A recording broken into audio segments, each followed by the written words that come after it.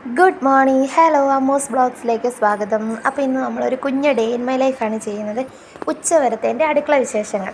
അങ്ങനെ ആദ്യമേ തന്നെ ചോറ് അടുപ്പത്ത് വെക്കുന്നുണ്ട്. ഇന്ന് നമ്മൾ റൈസ് കുക്കറെ ചോറെടുത്ത് വെച്ചിട്ടില്ല. കാരണം വീടിനടുത്ത് തന്നെയാണ് ചേട്ടൻ്റെ പണി. അപ്പോൾ നമുക്ക് ഉച്ചയ്ക്ക് ഫുഡൊക്കെ വന്ന് കഴിക്കാൻ പറ്റും. അതുകൊണ്ട് രാവിലെ സമയമൊക്കെ എടുത്താണ് ഞാൻ ചോറൊക്കെ ഉണ്ടാക്കുന്നത്. രാവിലെ അരി ഇട്ടിട്ട് അതെടുത്ത് റൈസ് കുക്കറെ വെക്കാം. അപ്പോൾ ഉച്ചയാകുമ്പോഴത്തേനും വെന്ത് കിട്ടുമല്ലോ. അങ്ങനെ അതൊക്കെ വെച്ചതിന് ശേഷം പിന്നെ കുറച്ച് നേരം പുറത്തിറങ്ങിയിരുന്നു. മീൻ വണ്ടി നോക്കിയിരുന്നതാണ്. അപ്പോൾ വരാൻ കുറേ ലേറ്റായി. എന്നും 7:45 വരുന്നതാണ്. ഇന്നൊരു 8:15 കഴിഞ്ഞ് വന്നപ്പോൾ അങ്ങനെ ദേ മീനും ഒക്കെ വാങ്ങി. കുഞ്ഞുമത്തിയാണ് കിട്ടിയിട്ടുള്ളത്.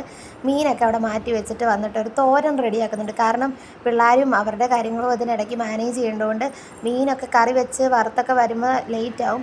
അപ്പോൾ ആൾ ഫുഡ് കഴിക്കാൻ വരുവാണെങ്കിൽ പെട്ടെന്നൊരു തോരൻ അങ്ങ് വെച്ചേക്കുവാണെന്നുണ്ടെങ്കിൽ മറ്റേ സമയം പോലെ ചെയ്താൽ മതിയല്ലോ എന്ന് വിചാരിച്ചിട്ടാണ് ഞാൻ ആദ്യമേ തോരൻ അങ്ങ് റെഡിയാക്കി വെച്ചു. അത് കഴിഞ്ഞിട്ട് കൊഴുക്കട്ട മതി എന്ന് കാപ്പിക്കുന്ന മോൻ പറഞ്ഞുകൊണ്ട് അത് റെഡിയാക്കുന്നുണ്ട്. അപ്പോൾ അതും അടുപ്പത്ത് വെച്ചിട്ട് കുറച്ച് തുണിയൊക്കെ കഴുകിയിട്ടുണ്ടായിരുന്നു. അതൊക്കെ വിരിക്കാൻ വേണ്ടി പുറത്തൂടെ നടന്നു.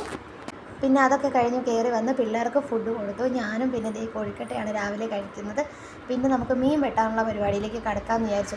ഒരു 5-6 തവണ കൈയൊക്കെ കഴുകിയാണ് മീൻ വെട്ടി തീർത്തത്. കാരണം ഇതിനിടയ്ക്ക് പിള്ളേരെയൊക്കെ മാനേജ് ചെയ്ത് വരുന്നതുകൊണ്ട് അങ്ങനെ ദേ മീനുമൊക്കെ വെട്ടി റെഡിയാക്കിയിട്ട് കുറേയേറെ ഞാൻ വറുക്കാനായിട്ട് എടുത്തിട്ടുണ്ട്. കാരണം ഇത് വറുക്കുമ്പോൾ സൂപ്പർ നല്ല ടേസ്റ്റാണ്.